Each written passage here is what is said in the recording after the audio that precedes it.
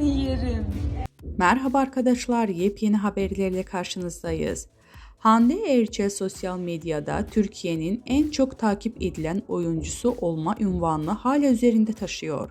Instagram'da 31 milyon takipçisini geride bırakan Hande Erçel, yeni dizisi Bambaşka Biri ile son dönemde sosyal medyanın gündeminden düşmeyen biri oldu.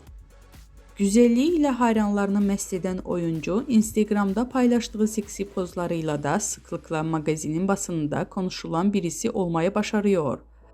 Aşk yaşadığı Hakan Sabancı ile sürekli gazeteler sayfalarını süsleyen ünlü oyuncu, ayrıca internet basınında da yoğun şekilde haberleri yapılan isimlerin başında geliyor.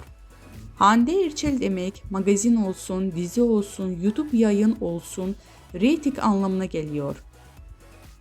Erçel ile ilgili yapılan her haber hayranlarını çok yoğun bir şekilde ilgi gösteriyor.